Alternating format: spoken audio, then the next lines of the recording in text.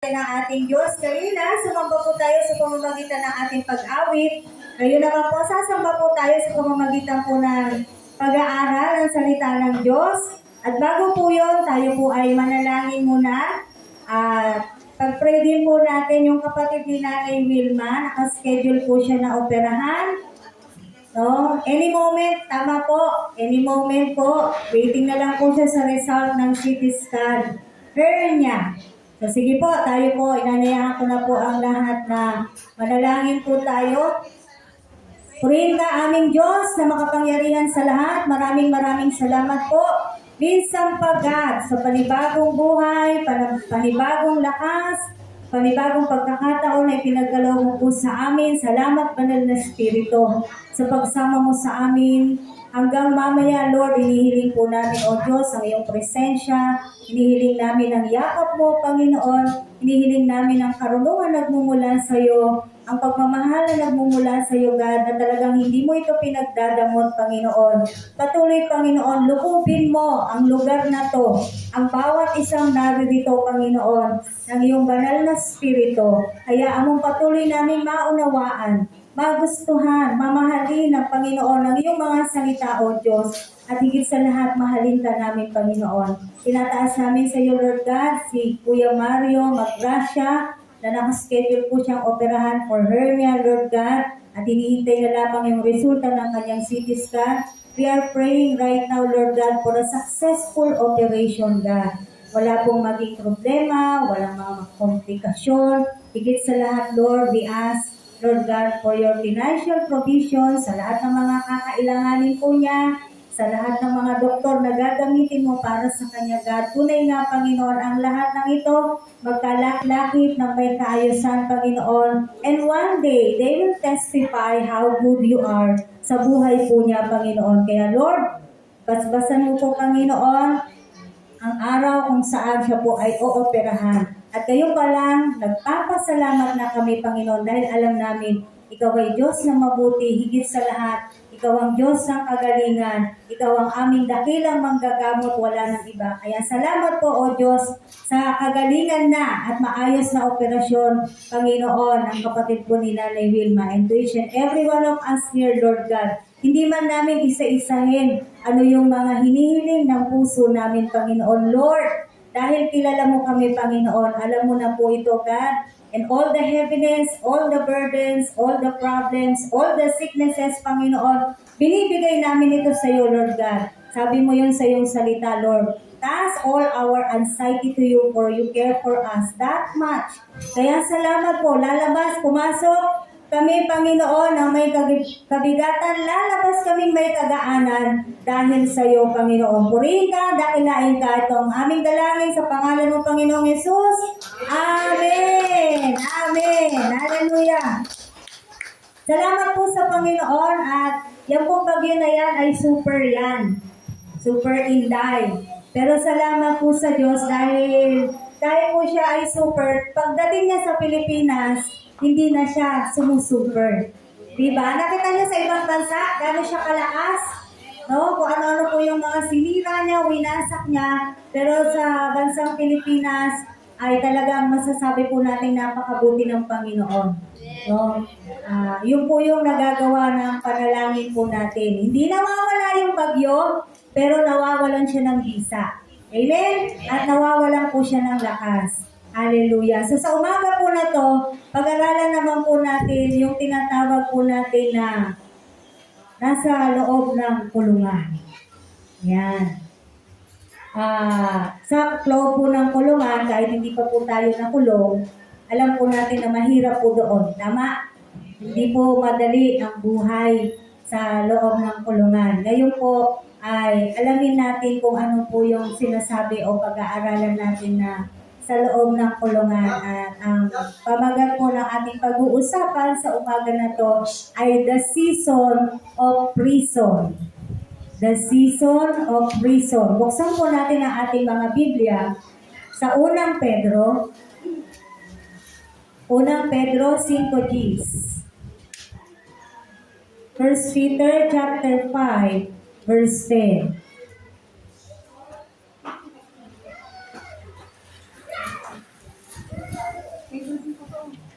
Yan, nakita na po natin. 1 Peter chapter 5, verse 10. Sabi po dito, pagkatapos niyong magtiis ng maikling panahon, ang Diyos na bukal ng lahat ng pagpapala, ang siyang magbibigay sa inyo ng kaganapan, katatagan, at isang saligang matibay at di matitinag. Siya rin ang humirang sa inyo upang makihati kayo sa kanyang walang hanggang kalwalhatian kasama ni Kristo. Sama na po natin yung 11. Sa kanyang kapangyarihan magpakailanman. Amen. Hallelujah. Lord, purihin ka o Diyos. Mangusap ka nga po at buksan mo ang bawat puso. Maunawaan po namin ang iyong salita sa umaga na to. In Jesus' name. Amen. Hallelujah. So sabi po rito sa ating main verse, pagkatapos niyong magtiis ng maikling panahon, meron po magandang pangako ang ating Diyos. Amen po ba? Ang sabi niya doon, ang Diyos na bukal ng lahat ng pagpapala, ang siyang magbibigay sa inyo ng kaganapan, katatagan, at isang saligang matibay na di matitinag. So, ito po mga bagay po na to, amen, mangyayari pagkatapos ng mga tiisin natin. Diba? Yun yung sinabi sa simula. Pagkatapos yung magtiis ng maikling panahon. At habang hindi pa po natatapos yung panahon na yan, ay meron po tayong mga pinagdadaanan. Pero ang gusto po natin sabihin sa umaga na to, everything has an end. Lahat po may katapusan. Amen? Ano man po yung sitwasyon natin ngayon, ano man po yung kalagayan natin ngayon, ano man po yung problema natin ngayon, ano man po yung kabigatan natin ngayon, ano man po yung sakit meron ngayon, lahat po yan may pagtatapos. So if you are in the season of prison, so meaning yung prison po na tinatawag natin dito, yan po yung mga hardships in life. Yan po yung mga kahirapan po ng ating mga buhay na nararanasan po natin. And there will come a day, darating po ang araw that you will be free. We will be free. Tayo po ay lalaya. Yun ang pangako po ng ating Panginoong Diyos. Pagkatapos yung magtiis ng maikling panahon. Amen. So sa season po na to, itong panahon na to, kapatid, kung ikaw yung merong pinagdadaanan, actually lahat naman tayo may pinagdadaanan. Tama po ba? Wala naman po dito yung walang problema. Wala naman po dito yung walang tinitiis. Walang hindi nahihirapan. Lahat po tayo ay napagdadaanan, nararanasan. Iba-iba nga lang po. Tama? Kahit po mga kabataan, meron silang mga nararanasan na kahirapan sa kanilang buhay. Maaaring mahirap ang pag-aaral sa panahon ngayon. Kasi kung tumataas na yung level ng kanilang grado. Amen? So in this season, meron po tayong tinatawag na process and preparation. Meron pong proseso at preparasyon na ating pong pagdadaanan at mararanasan habang hindi pa po natatapos itong sinasabi sa Biblia na maikling panahon ng ating pagtitiis. Amen. Kaya mga kapatid, sa umpisa pa lang ng ating pong verse, sa binasa pa lang natin, kung meron kang tiisin ngayon kapatid, never give up. Sabi mo sa katabi mo, don't give up. Yan. Kasi may pangako ang Diyos. Tama po ba? Maganda po ang pangako ng ating Panginoong Diyos. Pero meron po nga, habang nandun tayo sa season ng hardship, sa season of prison, meron nga tayong mga process and preparation na pagdadaanan. Ngayon po, pag-aralan po natin yung buhay ni Jose or ni Joseph. Kilala niyo po si Jose? Sa Joseph the Dreamer. Tinagurian po siyang Joseph the Dreamer kasi siya po ay madalas nananaginip at ang kanya po mga panaginip ay nangyayari at nai-interpret niya rin o naipapaliwanag niya ng mabuti kung kahit po yung panaginip ng iba. Hindi ko na po masyadong mahaba po yung kwento ni Joseph. Babasahin niyo na lamang po yan. Kukuha na lang po tayo ng mga ilang verses. Punta po tayo sa Genesis chapter 39, verses 1 to 10. Dito po sa Genesis chapter 39, verses 1 to 10, si Joseph po or si Jose ay naibenta na ng kanyang mga kapatid. I-shortcut na lang po natin ho. Kasi katulad ng sinabi ko, mahaba po yung kwento ni Jose. So itong chapter po na uumpisahan nating basahin, naibenta na po siya ng kanyang mga kapatid dahil galit sa kanya ang kanyang mga kapatid. Dahil una pa lang, pinakita na sa kanya ng Panginoon yung sa kanyang panaginip na magbabow down sa kanya. No? Ang kanyang mga nakatatandang kapatid. So, syempre, kung ikaw yung kuya, ikaw yung matanda, parang hindi mo kakayanin na, mas matanda ako sa'yo. Di ba? Ganyan tayo mga tao. Mas matanda ako sa'yo, bakit ako susunod sa'yo? Ba't ako luluhod sa'yo?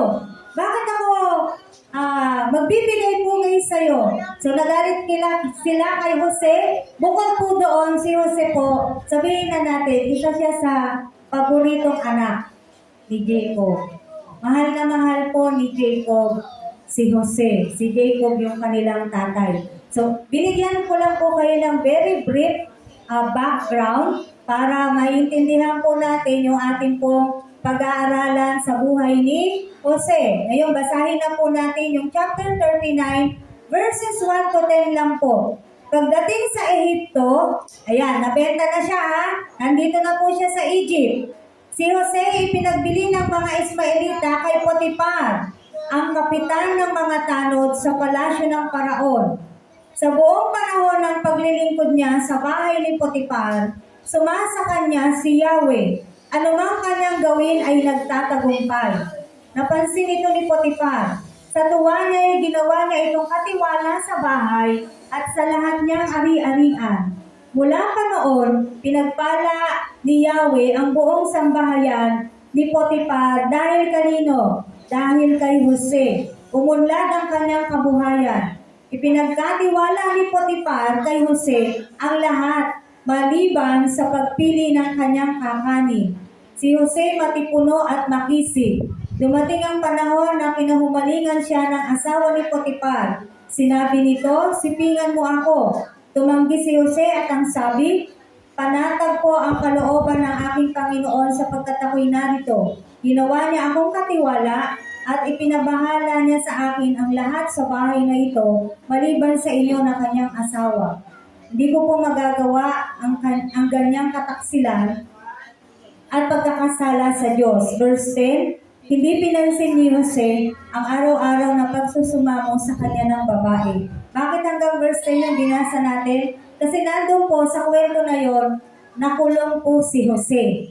Babasahin niyo na lang po sa ilalim dahil doon sa ginawa ng asawa ni Potiphar na panunokso kay Jose. So gumawa siya ng kwento na siya raw ay gustong halayin ni Jose. Kaya naman, yung kanyang amo ay pinakulong po siya. Kaya binasa natin hanggang verse 10. Pero makita niyo po rito, si Jose po, sabi ay matipuno at makisig. Gwapo. Amen. Gwapo, kaya naman siya ay nagustuhan ng asawa ni Potiphar. Pero ganun pa man, magandang halimbawa din po si Jose, although hindi naman po ito talaga yung ating topic. Magandang halimbawa si Jose para sa mga kalalakihan, kaya naman pala hindi matokso. Amen? Ito araw-araw, nabasa niyo ba yan? Araw-araw, tinutokso siya ng babae. Araw-araw. Pero hindi nagtagumpay yung babae, kaya nga nagalit na po siya. So, kaya naman pala, boys. Kaya. Basta nananalig sa Panginoon. So, doon na po tayo sa mga una. No? Makita po natin, si Jose nasa ibang nasyon. Nasa ibang bansa. At hindi po madaling tumira sa ibang nasyon. Hindi mo kinalakihan, hindi mo alam ang kultura. Anong klase mga tao ito? Hindi madali. Tama po ba? Mahirap ang kalagayan ni Jose. Pero ganun pa man, during this process, nakita nyo ba? Sa verse 2 pala, pinakita na doon, God is with Joseph. Sabi doon sa verse 2, balikan natin, sa buong panahon ng paglilingkod niya sa bahay ni Potiphar, sumasa kanya si Yahweh. Ano mang kanyang gawin ay nagtatagumpay. So, there is no reason na nandito ako ngayon sa panahon na to na napakahirap. Huwag na huwag po natin iisipin na pinabayaan ako ng Diyos. Nalulungkot ako kasi hindi dinidinig ng Diyos ang panalangin ko. Hindi po. So makita po natin dito sa buhay ni Jose, kahit po siya ay nasa mahirap na kalalagayan, ang Diyos po ay sumakanya. Hindi siya iniwan ng ating Diyos. Same as true with us. Kung ano man po yung pinagdadaanan po natin ngayon, hindi nangangahulugang nahihirapan ka kapatid na wala ang Diyos. Amen? Yun po yung gusto nating sabihin. Hindi nangangahulugan na hindi maganda yung sitwasyon mo, walang laman ang bulsa mo, hindi nangangahulugan yan na walang Diyos. Meron pong Diyos. Kailangan lang po natin pagdaanan minsan itong proseso ng buhay na to, kaya malalaman natin bakit napagdaanan ni Jose ang lahat ng hirap na to. Biro mo, bata pa lang, binenta na, bata pa lang, galit na yung mga kapatid niya, yung mga kuya niya. Gano'n po kasakit yun na ikaw may kapatid ka, galit na galit sa iyo yung mga kapatid mo, wala ka namang ginagawa. Di ba? Si Jose, yun po, naranasan niya po yun. No? So despite of what happened to Joseph, si Joseph din naman, in his response, makikita rin naman po natin yung buhay ni Jose, kahit po gano'n ang nangyari sa kanya, hindi po natin mababasa sa Bible na siya'y nagalit sa Diyos, na siya'y nagtampo sa Diyos, na siya po ay nag-murmur, nagreklamo sa buhay niya, bakit ba? Ano bang ginawa ko, Panginoon, para pahirapan mo ako ng ganito? Minsan po may mga nasasabi ang ganyan, ng ganyan ang mga tao dahil sa kanilang nararanasan. Amen? Pero si Jose, wala po siya, kahit bata pa po siya nito, in his young age, hindi po niya sinabi o hindi niya man naramdaman, hindi rin siya nagreklamo sa Diyos na bakit ba, Lord, nangyayari sa akin yung bagay na to. Malamang tayo po, baka nakapagtanong na tayo sa Panginoon, Lord, bakit ba nahihirapan ako ng gusto? Bakit ba pinagdadaanan ko to? Mabait naman akong tao. Minsan po, pwede natin sabihin yung mga ganyan, di ba? Pero si Jose, he never asked God. And he never questioned God. Hindi niya po kinwestiyon ang Diyos sa kung ano yung nangyayari sa kanyang buhay. Sa verse 3, tignan niyo po yung verse 3. Dahil lahat ng ginagawa niya nagtatagumpay, napansin yun ng kanyang boss, si Potiphar. At sa kanyang katuwaan, anong ginawa niya? Pinromote niya si Jose. Ginawa niya itong katiwala sa bahay at sa lahat ng kanyang ari-arian, maliban lang sa kakainin niya. Ganon po siya pinagkatiwalaan ni Potiphar. Tandaan po natin, si Potiphar po ay Egyptian, si Jose ay Hebreo. Hindi po sila magkababayan. Pero ganun pa man, ang Diyos po, nandun pa rin ang kamay ng Diyos kay Jose. Kaya naman lahat ng ginagawa niya nagtatagumpay. Kaya naman pati itong si Potiphar, nakitain niya yun, pinromote niya si Jose. Nasa ibang bansa po ito si Jose. At hindi po siya masarap ang buhay. Nuulit-ulit lamang po natin para makita natin na sa kabila ng kanyang kalagayan, hindi siya pinabayaan ng Diyos. Amen? Verse 5. Tingnan niyo po yung verse 5. Mula noon, pinagpala ni Yahweh ang buong sambahayan ni Potiphar dahil kay Jose. Umunlad ang kanyang kabuhayan. Si Potiphar napagpala, it is because of Joseph. Na-bless siyang mabuti dahil kay Jose. Dahil sa kanyang katapatan. Dahil nasa kanya ang Diyos. Mga kapatid, kahit po mahirap ang sitwasyon natin, maging tapat po tayo sa Panginoon, pati yung mga tao sa paligid po natin, sila rin po ay napapagpala o maaaring mabless katulad po na ginawa ng Diyos kay Jose. Hindi ba napakaganda no? Minsan sasabihin sa'yo, uy, dito ka na nga lang, parang ikaw ay anghel pag nandito ka.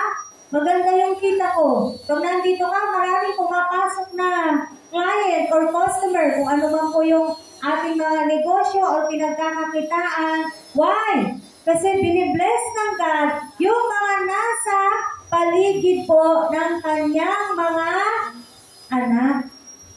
Kaya kung nasa man po kayo, yung mga tao sa paligid ninyo, sila man din po ay nabibless. Minsan hindi nyo po alam, minsan hindi natin alam, but they are blessed. Hindi ba sila blessed pag nagpe-pray tayo pang kalahatan? Di yung protection kasama din sila, tama po ba? Pag nagpe-pray po tayo, lahat-lahat sinasama po natin, doon pa lang, blessed na po ay yung mga tao sa paligid natin. When we pray for our family, every day, di ba? Napapagpala po sila kasi when we say blessings, hindi po palaging material. Pag sinabi natin blessings, hindi po palaging pera. Amen? Marami pong uri ng pagpapala at palaging maganda ang pagpapala na nagmumula sa Diyos. Yung araw-araw lang po na naiingatan tayo ng Diyos. Yung araw-araw na nagigising pa po tayo. Tama po ba? Kaya nga sabi natin, every gising is a blessing. Kasi meron talaga natulog lang, hindi na sila nagigising. Wala namang may gusto nun na matutulog ka lang kinabukasan. Diba? Wala naman eh. Pag natulog tayo, umaasa tayo, kinabukasan, buhay tayo, tama? Kasi bakit? Bukas gagawin ko to. Yung isip natin, punong-puno na ng mga gagawin natin, di po ba? May mga schedules na yan. Kaya umaasa tayo na pag kinabukasan ay tayo po ay may buhay pa. Yun po ay napakalaking biyaya na sa Diyos. Doon pa lang dapat very thankful na po tayo sa Panginoon. No, talagang nagpe-pray na po tayo, nagbibigay po kayo na po tayo sa ating Diyos dahil nga nagising pa po tayo. Amen. So marami pong blessing ang binibigay ng Panginoon, pinaparanas po ng Panginoon sa atin. Minsan hindi lang po natin nakikita siya as a blessing. Yung mga tao sa paligid po natin na ginagamit ng Diyos para imbitahan tayo. Yung mga nangungulit po sa inyo. Yan. Yung mga nangungulit po sa inyo, patuloy na nag-iimbita po sa inyo. Oy, attend ka sa Sunday ha. Oy, punta ka sa Sunday ha. Yung mga patuloy na nagre-remind po sa inyo, those people are blessings to us. Kasi pinapaisip kayo ng Diyos doon sa mga tao ngayon. Dahil mahal kayo ng Diyos. Mahal tayo ng Diyos.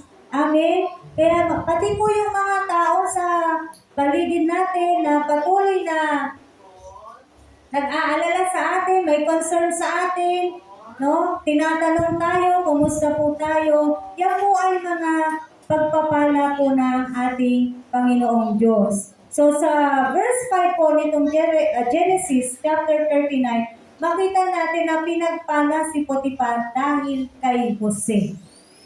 Nakita po natin. Pero ganun pa man, pagbabasahin na po natin yung pagkatapos ng verse 10, ito na po hanggang tuloy-tuloy na verse. Ito na po yung sinasabi ko na ginawa na siya ng kwento ng asawa ni Potiphar at nagalit si Potiphar. Siyempre, asawa niya yung nagsumbong di po ba? Ang paniniwalaan niya ay yung kanyang asawa. Kaya nakulong po si Jose. Yan. Okay na sana Na-promote na si Jose, maganda na Tama po ba? Maganda na yung sitwasyon niya, maganda na yung kalalagayan niya. Kaya lang nakulong siya. Eto na. Minsan po tayo, okay na Lord, okay na eh. Bakit bigla-bigla na naman, ganito na naman? Yan. Minsan nangyayari po talaga sa buhay natin yan. Maganda na, Lord eh. Bakit pumangit uli? Yan. Bless na ako, Lord eh. Bakit nawala uli? Minsan may mga ganyan pong pagkakataon sa buhay po natin. And in prison, sabi nga po natin kanina, life is hard. Mahirap po ang buhay. Si Jose po, literal na kulungan po yung naranasan niya. Tayo yung kulungan na pinag-uusapan po natin, yan po yung mga hardships ng buhay. Amen? Life is hard, but God, in Joseph's life, but God is still with him. Kahit sa kulungan, opo, kahit po sa kulungan, hindi pinabayaan ng Diyos si Jose. Doon pa rin po tayo sa Genesis 39. Talon na po tayo sa verses 21 hanggang 23. Genesis chapter 39 pa rin po, verses 21 to 23. Nasa kulungan na po dito si Jose. Tingnan po natin kung ano nangyari sa kanya sa loob ng kulungan. Si Jose ay ginawa niyang tagapamahala ng lahat. Verse 21 po, sorry. Taas po natin ng konti para mas maintindihan natin. Ngunit si Jose ay hindi pinabayaan ni Yahweh. Ang bantay ng bilangguan ay naging napakabait sa kanya. Si Jose ay ginawa niyang tagapamahala ng lahat ng mga bilanggo at siya rin ang tanging nagpapasya kung ano ang gagawin sa loob ng kulungan. Sa loob ng bilangguan, verse 23, hindi na halos nakikialam ang bantay ng bilangguan sa ginagawa ni Jose sapagkat alam niyang si Yahweh ay kasama nito sa lahat niyang gawain. Sa loob ng kulungan, bossing si Jose. Nakita niyo po? Kasi hindi na siya pinakikialaman ng yung pinaka-chief, pinakamataas na bantay tanod sa kulungan. Pinabahala niya na po kung ano yung magiging desisyon ni Jose, siyang masusunod. Amen? Kaya kahit nasa loob po siya ng kulungan, makikita po natin na ang kamay ng Diyos ay nasa Kanya. So kaya anuman pong hardship ang meron tayo, kung nakakulong ka ngayon kapatid sa kahirapan, anumang uri ng kahirapan po yan, ang kamay po ng Diyos ay nasa atin pa rin. Huwag na huwag po natin iisipin na tayo po ay pinababayaan na ng Diyos. So if you are in season of prison now, kung ikaw ito kapatid, it doesn't mean hindi po nangangahulugan na walang Diyos. If you are in a season of prison now, there is God. Meron pong Diyos. Alam po ng Diyos kung ano po yung pinagdadaanan po natin. Amen? Alam ng Diyos kung lumalapit po tayo. Alam ng Diyos kung nananalangin tayo. Alam ng Diyos kung nagtitiwala tayo sa Kanya. Alam ng Diyos kung tayo po ay palagi ang nagnanasa na tayo ay nasa presensya niya. Alam ng Diyos ang laman ng puso natin. Kilalang kilala po tayo ng Diyos. God knows everything. Because He is an all-knowing God. Alam po ng Diyos lahat. Kahit po anumang maliliit na detalye ng buhay po natin, alam po ng Diyos. 1 Peter 4:12 hanggang 14. Punta po tayo. Mula sa umpisa, medyo dudulo po tayo ng ating Bible. 1 Peter chapter 4, verse 12.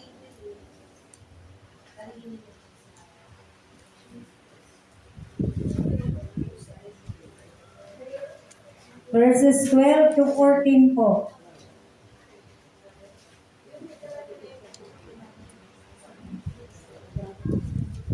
Nakita na po natin.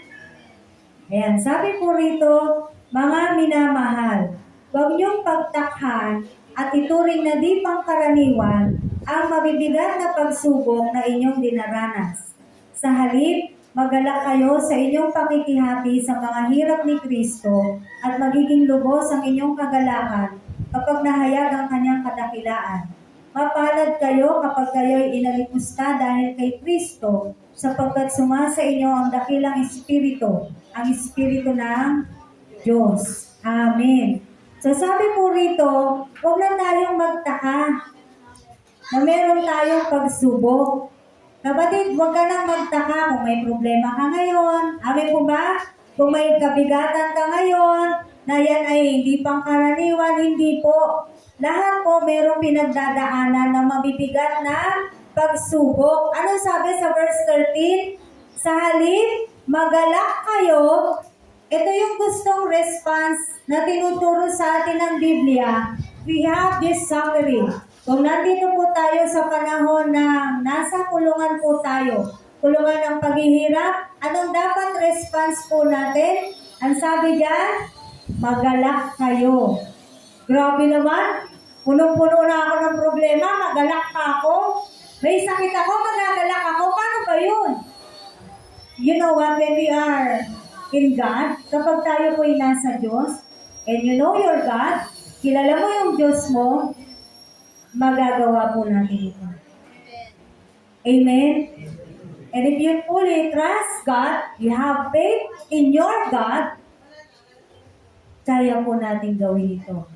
Na sa kabila ng nahihirapan ka, sa kabila ng mga tiisin mo sa buhay na to, ikaw ay nagagalak pa rin. Nakukuha mo pa rin mag-smile. Smile nga kayo sa katabi niyo. Kasi po may kabigatan yan. Tama? Totoo po. Dahil wala naman dito walang problema. Pag kinitian niyo sila, gagaan na yung pakiramdam nila. Amen. No? So, tayo po, magalak po tayo. Lahat po tayo may problema, lahat tayo may pagsubok, lahat tayo may mabibigat na pinagdadaanan na ating dinaranas. Pero anong gusto ng Biblia na maging response natin or maging tugon natin sa mga kahirapan na to, kabigatan na to, sa mga problema na to, sa mga sakit na to, ang gustong response ng Biblia ay magalak po tayo. Amen. Yung kagalakan natin na may kasama pong kapayapaan. It's okay. I have my God. Okay lang, meron akong Diyos. Kaya pag may namumusta sa'yo, kumusta ka na? Sa biyaya ng Diyos, mabuti ako. Amen? Sa biyaya po ng Diyos, talaga pong nagiging mabuti ang bawat isa sa atin. Tapos sabi rin po sa verse 14, mapalad kayo kapag kayo'y inaalipusta dahil kay Kristo, sapagkat diyan malalaman na sumasa inyo ang Espiritu ng Diyos. Paano po ito? Sa sitwasyon mo ngayon, na hirap ka na, sa pinagdadaanan mo ngayon, dami mo ng problema, tapos mag-church ka pa, pupunta ka, sabi mo, sa mga kapamilya mo, kaibigan mo, kapitbahay mo, na pupunta ka ng church para sumamba sa Diyos. Unahin mo pa yan, dami-dami mo na ang problema, maghanap ka ng pera. Yan. Diba? Ang kaisipan po ng tao, ganyan. No? Pero tayo po, maaaring maranasan po ng bawat isa ang ganito.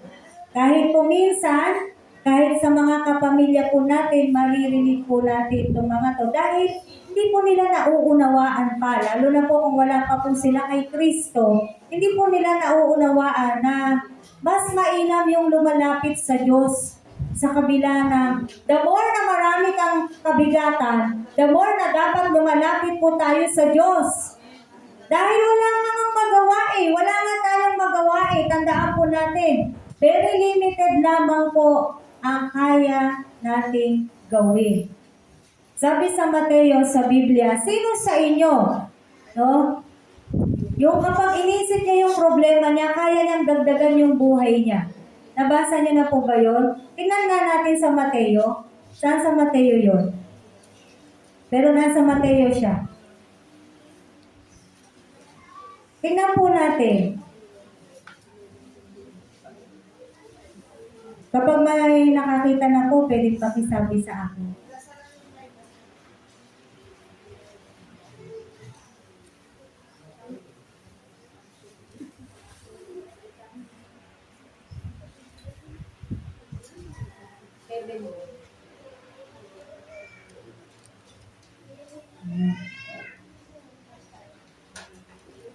Sige po, pag nakita na lamang po natin, sa ngayon po, hindi ko pa siya makita. Pero mamaya po, may makakakita dyan, babasahin po natin yan. Pero sinasabi nga po doon, kung tayo po'y nag-aalala palagi, madadagdagan ba ng pag-aalala natin yung ating pong mga buhay? Di ba? Hindi. Sa totoo po, alam nyo, scientifically, sabi ng doktor, kung palagi kang nai-stress, anong dala ng stress po sa tao? Sakit. Kaya kung palagi po tayong nai-stress dahil sa mga problema natin, dahil sa mga kabigatan natin, dahil sa mga nararanasan natin, hindi po madadagdagan ng buhay natin, bagkos iiksi pa. Mas iiksi pa po yung ating pong mga buhay. Amen? 1 Peter chapter 4 verse 19. Baba lang po ng konti yung ating pong mata. 1 Peter, 1 Pedro 4:19. Nakita niyo na po? Kaya pati ang mga nagbabata ng hirap ayon sa kalooban ng Diyos ay dapat magtiwala sa may kapal na laging tapat sa kanyang pangako. Itinalaga nila sa kanya ang kanilang sarili sa pamamagitan ng paggawa ng mabuti. Ito po yung sinasabi natin. Kahit na nahihirapan ka sa kabila ng napakarami mong marami kang nararanasan, no? Sabi po rito, kaya pati ang nagbabata ng hirap ayon sa kalooban ng Diyos ay anong dapat natin gawin? Magtiwala sa may kapal. Magtiwala po tayo sa ating Diyos. Bakit? Tapat po ang Diyos sa kanyang pangako. Gagawin niya po ang kanyang pangako. Amen? Ito po yung sinasabi ko, Matthew 6:27, Mateo 6:27.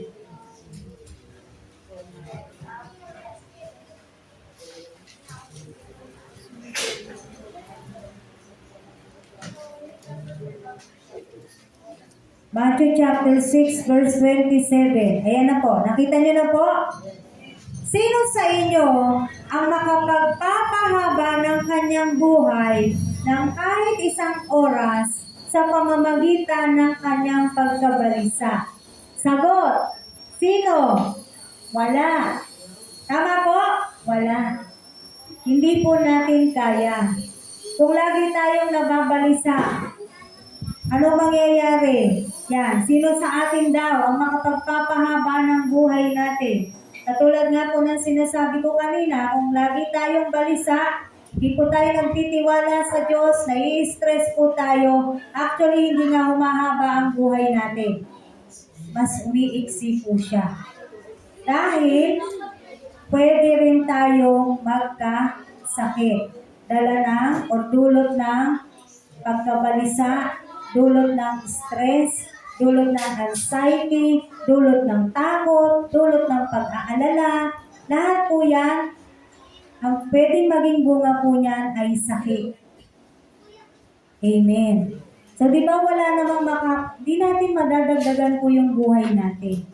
Kung tayo po ay laging nababalisa, kung tayo po ay laging nag-aalala.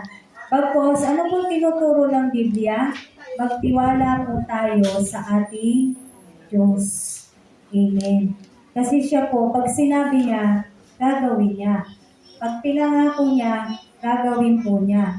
So minsan, hindi naman talaga natin pinipili yung sitwasyon na to. Na nasa mahirap tayong kalagayan. Tama po ba? Dahil kung papipiliin ka, hindi mo pipiliin maghirap. Amen. Pero, katulad po ni Jose, itong proseso na pinagdadaanan niya ay may kasamang preparation, no? O paghahanda. Yung panahon na ito ni Jose, sa kanya pong paghihintay, amen? Sa kanya po naman ding, marahil may kahinaan din naman siya, no? Sa kanya ring pananahimik, at yung walang kasiguraduhan, ano na bang mangyayari sa kanya? Sa kulungan, wala pong kasiguraduhan, di ba? Nakulong siya, kung tutuusin, wala naman po siyang, kasalanan. Opo, wala naman siyang kasalanan. Tignan niyo po yan sa Genesis 41. Balik po tayo sa Genesis.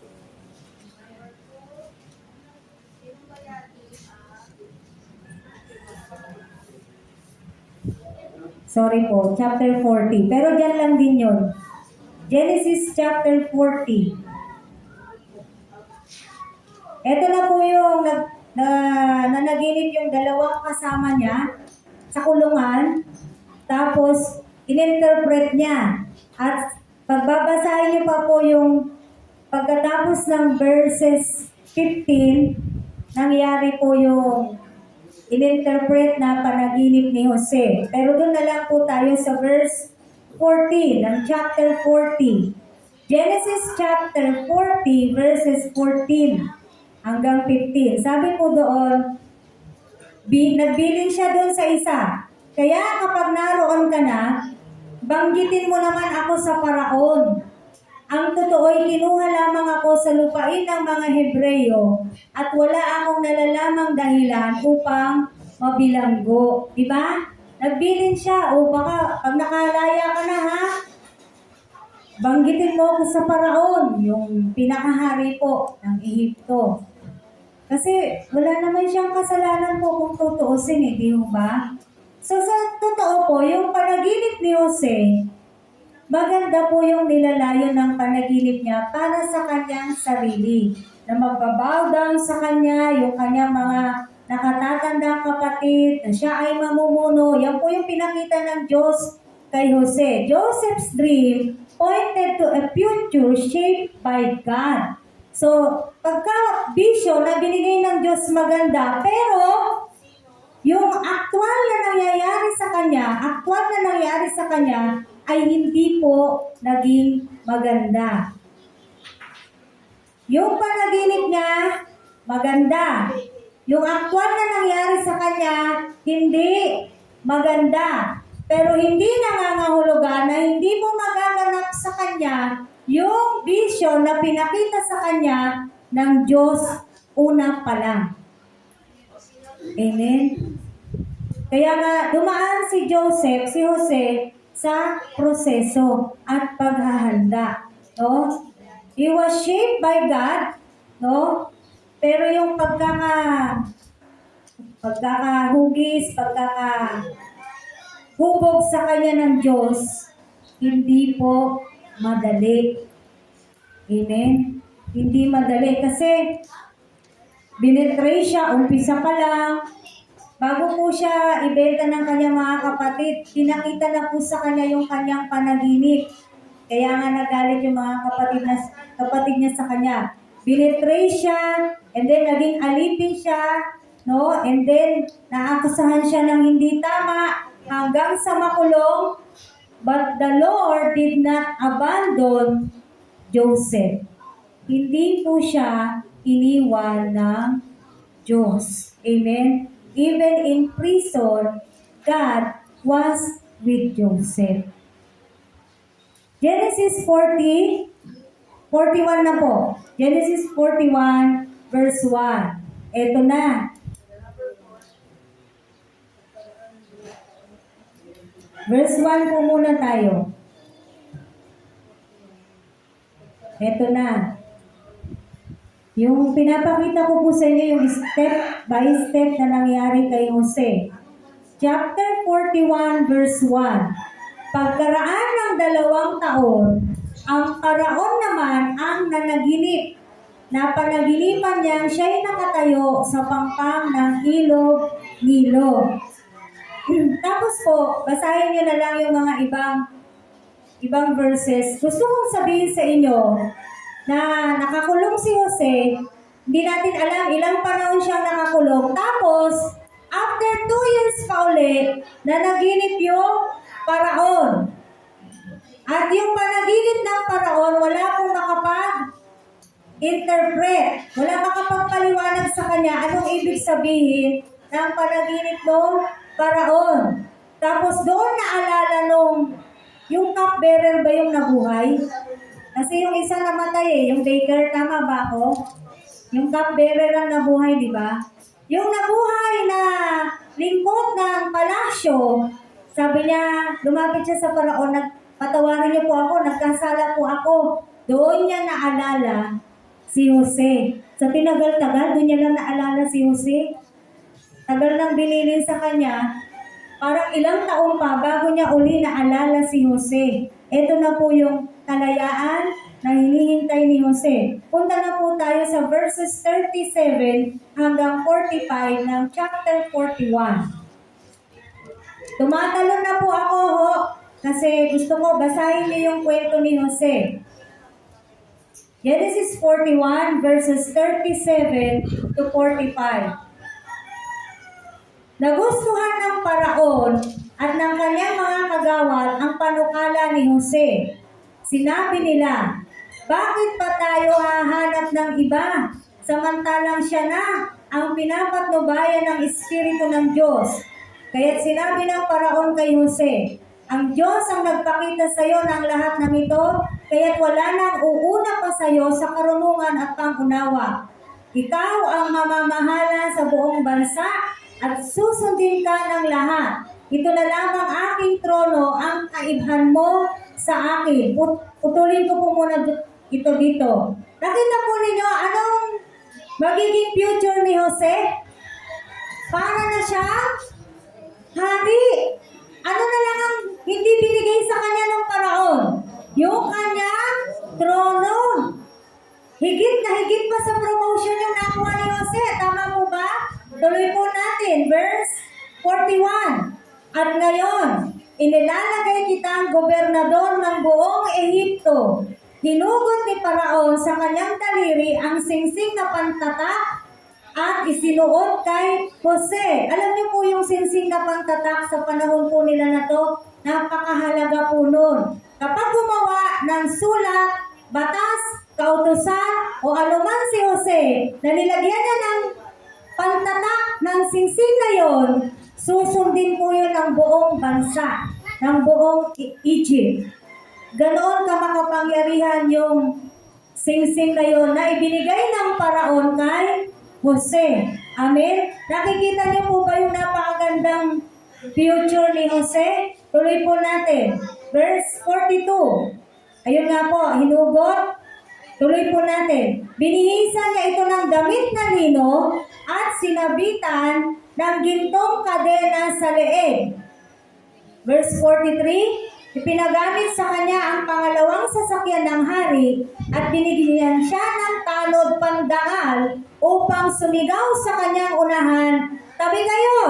Sa gayon, ipinailalim sa kanya ang pamamahala saan? Sa buong Ehipto. Amen! Nakikita niyo po ba yung kagandahan ng naganap kay Jose? Mga kapatid, ganyan po gumawa, kumilos ang Diyos sa kabila po ng mahirap yung pinagdaanan mo kung mananatili kang tapat sa Diyos at magtitiwala po tayo sa Diyos. Itong Diyos noon sa lumang tipan ay siya rin pong Diyos natin ngayon na kayang-kaya niyang gawin. Anong ginawa niya kay Jose ay kayang-kaya niyang gawin sa bawat isa sa atin na naririto ngayon. Amen! Hallelujah! No? Biro mo, meron na siyang sariling gwardya. Tapos itong mga gwardya na to, laging isisigaw yan pag dadaan si Jose. Tabi kayo! Tapos kailangan magbabow down yung mga tao. Amen? Verse 44 na po tayo. Sinabi ng paraon kay Jose, Ako ang paraon at ikaw ang aking pangalawa. Ngunit kung wala kang pahintulot, walang sino man sa Ehipto na makagagawa ng anuman. Binigyan niya si Jose ng bagong pangalan sa Penat Panea at ipinakasal sa kanya si Asenat na anak ni Potipera, ang saserdote sa Heliopolis. Bilang gobernador, nilipot ni Jose ang buong lupain ng Ehipto. At pag binasa niyo pa po yan, doon na po nagsimulang magtrabaho bilang gobernador si Jose. Amen. So, anong ibig sabihin po nito? Yung paghihintay po ni Jose, the waiting of Jose is not meaningless. Hindi po nasayang yung paghihintay ni Jose. Ulitin natin. No, nasa paghihirap si Jose, ano pong naging response niya? Nanatili po siyang tapat sa Diyos. Nanatili po siyang takot sa Diyos. Nanatili po yung paggalang niya sa Diyos. Pansinin niyo yung sagot niya doon sa asawa ni Potiphar kanina. Tama po ba? May takot po si Jose sa Diyos. Kaya naman si Jose hindi pinabayaan ng Diyos. At ito na po, yung kanyang paghihintay ay hindi po naging walang kabuluhan. Ito po yung sinasabi natin na process and preparation. From prison, napunta siya saan? Sa palasyo. Mula sa kulungan, siya po ay napunta sa palasyo. Ganoon pala siya hinubog, inihanda ng Diyos, pinrepare ng Diyos sa isang napakahalagang gawain. At ano yung kanyang gawain? Ang maging gobernador ng bansang Ehipto. Amen.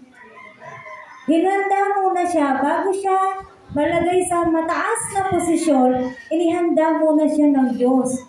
Minold po pati yung karakter niya. Hinampol maigi si Jose.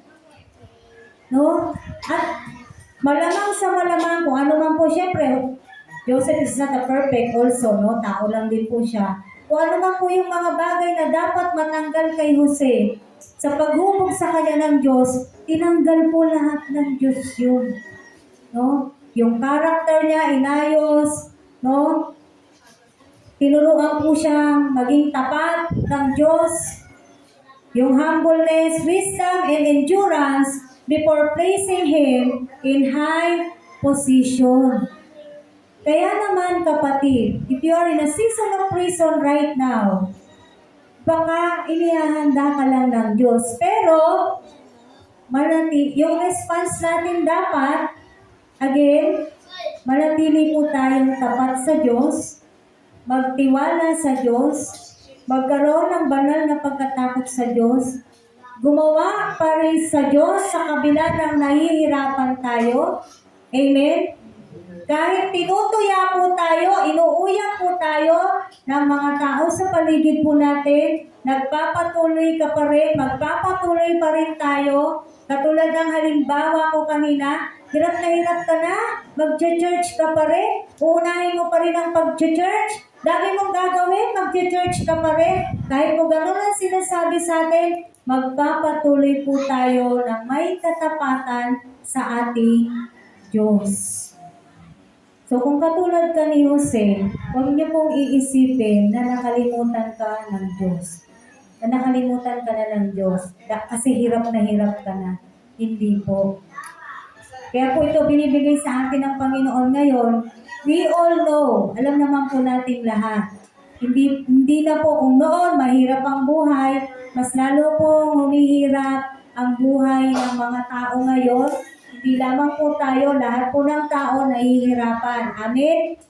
Dahil po sa madaming tumataas. Lahat na tumataas. Tayo na lang hindi tumataas, yung height natin. Pero lahat tumataas. This July, yung Meralco, tataas na naman daw. Diba? So, hindi na po nagiging madali yung buhay natin sa mundo ganun pa man, ano dapat yung maging tugon natin? Maging katulad po tayo ni Jose. Huwag kang susuko, kapatid. Kahit nadapang-dapa ka na, bangon. Amen? Kahit bumagsak ka na, sa sobrang hirap, dahil sa sobrang bigat ng dala-dala mo, bumagsak ka na, tayo! Tayo lang! Bakit? Ang kamay ng Diyos ay nasa sa atin. Kung mananatili po tayong tapat. Kasi sabi naman dun sa binasa na, huwag niyo pong puputulin doon, ho. Yung pinag-aaralan po natin. Kasi ang tinuturo sa atin dito, paano tayo magre-response? Ano yung magiging tugon natin dito sa season na to, na nahihirapan po tayo. So gusto po ng Diyos natin na tayo po ay magtiwala sa may kapal. Kasi siya po ay totoo. Tunay na Diyos, makapangyarihang Diyos, tapat na Diyos, mapagmahal na Diyos, na Diyos na kayang gawin ang lahat ng bagay. Ganyan po ang ating Diyos. Amen. And He has a perfect time. Sabihin mo sa katabi mo, may perfect time si Lord sa'yo. Ayan. Ano sabi ng kanta? In His time, He makes all things beautiful. Huwag lang po tayong mainip. Huwag lang. Minsan kasi, sa sobrang naiinip tayo na yung gumagawa ng paraan, tayo na yung, di ba, natataranta po tayo, o gusto nating unahan ng Diyos. Dapat naghintay ka, kaso inunahan natin ng Diyos, hindi tuloy nangyayari yung paghubog sa atin ng Panginoon. Marahil hinuhubog din po tayo ng Diyos. No? Sinishape niya po tayo. Sa mga darating na araw, meron po siyang magandang plano sa bawat isa. And I don't know what. Hindi ko alam yon. Amen? Hindi ko pwedeng sabihin, alam mo, Nanay Emma, plano ng Diyos sa'yo, magkaroon ka ng sasakyan after a year. No. Magiging ano po ako dito? Kulto. Hindi ko po alam kung ano yung magandang plano ng Diyos. Pero ang gusto po natin ulit-ulitin sa pinag-aaralan po natin ngayon, in response sa panahon na naghihirap tayo ngayon, na sa nararanasan mo ngayon, kapatid, na kabigatan, sa nararanasan mong struggles sa buhay, don't give up. Trust the Lord. Trust His process.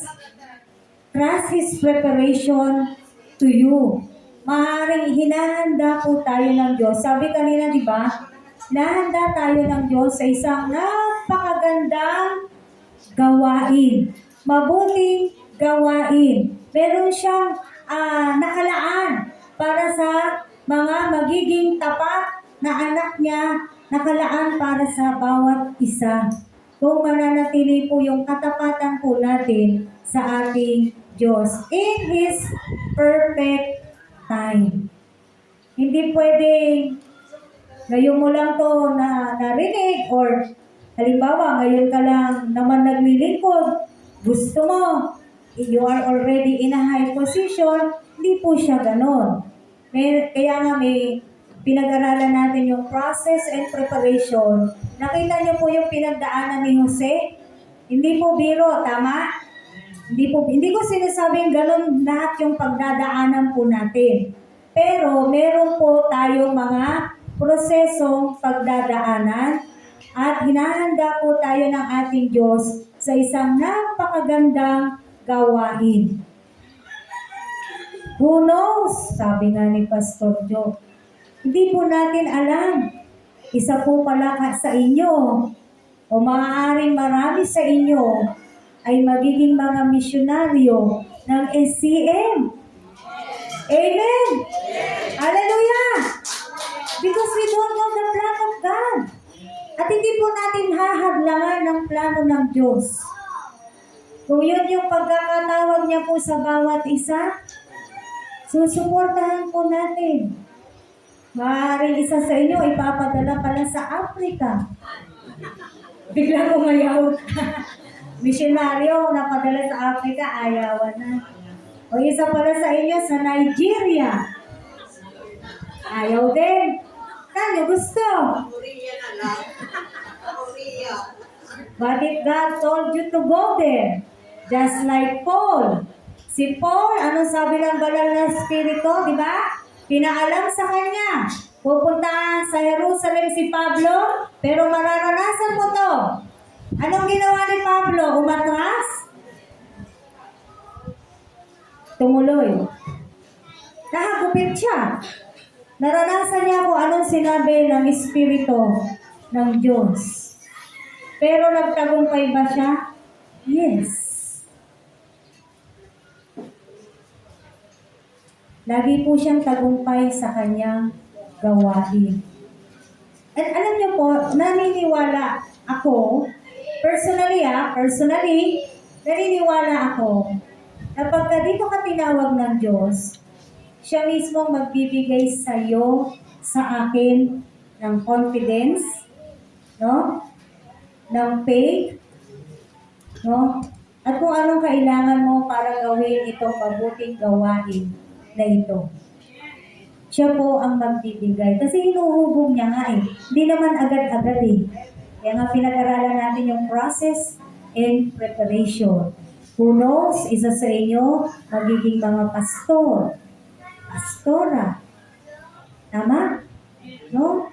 Hindi po natin alam kung paano po ang pagkakatawag ng Diyos sa atin. Anong maganda? Ang maganda, yung puso natin nagnanais na maglingkod sa Diyos. Yun po yung magandang makita ng Diyos sa atin. Kasi si Jose, pinaglingkuran niya po ang Diyos sa kabila ng, alam niyo po ang bansang Egypt, hindi po siya Kristiyanong bansa. Even up to now, kahit po ngayon, hindi po Kristiyanong bansa ang Egypt. Noon at ngayon, hindi po yan Kristiyanong bansa. Meron po silang mga Diyos na sarili po nila. Pero nakita niyo yung paraon, kinilala niya yung Diyos ni Jose. Bakit? Dahil pinakita ni Jose kung sino ang Diyos niya. Dapat ganun po sa atin. Maipakilala natin, maipakita natin, alam mo, ang Diyos ko, ito siya. Yung Diyos ko, kaya niyang gawin ito. Yung Diyos ko, siyang lumikha ng lahat ng ito. No? Kaya kahit hindi po Christian yung paraon, yung mga kagawad ng paraon, yung mga kasama niya sa Ehipto, hindi po mga Kristiyano yon. Nakita niyo yung respect nila sa Diyos ni Jose? No? Ano sabi ng paraon? Dahil pinapatnubayan ka ng Diyos mo, ikaw na. Sa kanya ibinigay lahat ng karunungan, sabi ng paraon, sino pa ba nga hanapin namin? E di ikaw na. Ganon din po ang Diyos. Kapag siya po ay nagbibigay ng isang gawain o bibigyan niya po tayo ng isang napakahalagang misyon, bibigyan niya lahat yan, maliwanag pa sa sikat ng araw. Kung paano po yan mangyayari, kung paano po yan magaganap. So yung paghihintay po natin, hindi po yan nasasayang. Amen? Our waiting is not wasted. Minsan hindi ko po sinasabing palagi. Minsan po ginagamit ng Diyos yung mga masasakit na nangyayari sa buhay po natin, no? Minsan ginagamit ng Diyos yung mga confusing and painful seasons to conform the Holy Spirit to us. Minsan nangyayari po talaga yun, no? Na para ma-accomplish, mangyari, maganap ang plano ng Diyos sa buhay mo at sa buhay ko. Punta na po tayo sa last verse po natin, 2 Peter chapter 1. Doon po tayo uli sa dulo. 2 Peter chapter 1, verses 10 to 11.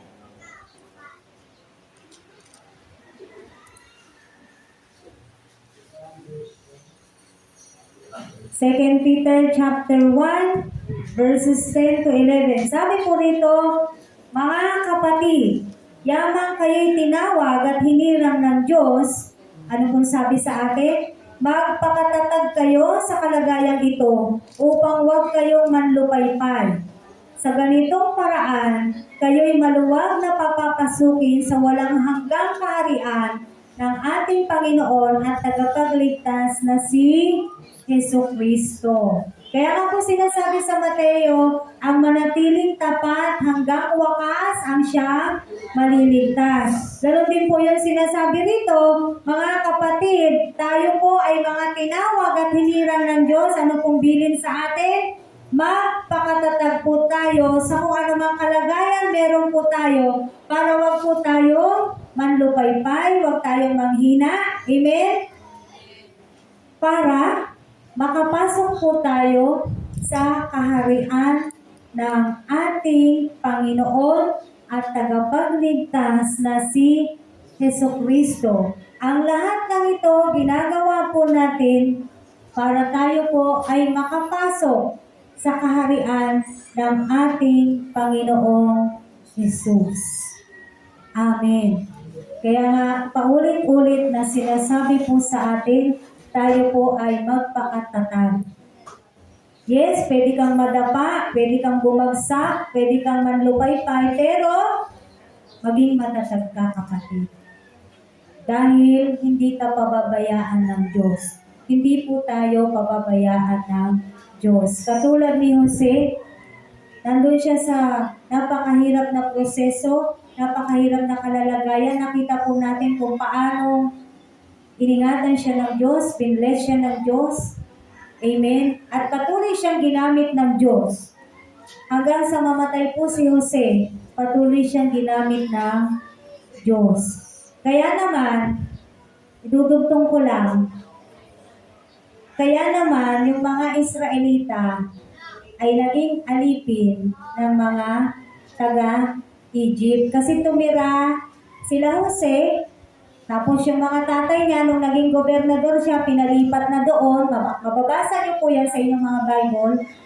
Lahat ng mga kapatid niya, yung mga tatay nila, mga apo, mga anak, lahat sila na Hebreo, pinalipat sa Ehipto. At syempre, nandoon na sila, nanganak, dumami na po sila doon. And in the history, yung mga sumunod na paraon, hindi na po nakilala si Jose. Hindi na nila alam kung anong ginawa ni Jose sa bansang Ehipto. Kaya inalipin nila yung mga Israelita. Yun po yung kwento nun kung bakit naging alipin yung mga Israelita ng mga taga-Ehipto. Amen. But then again, magpakatatag po tayo. Magpakatibay. You are in a season of prison right now. Huwag kang mag-alala, kapatid. Darating ang araw ng paglaya mo. Amen? Darating yung araw ng paglaya mo. Hallelujah! Lalaya po tayong lahat. Dahil ang lahat po ng bagay ay may katapusan. Purihin ang Panginoon, tayo po'y manalangin. Ama, nagpapasalamat kami sa iyo.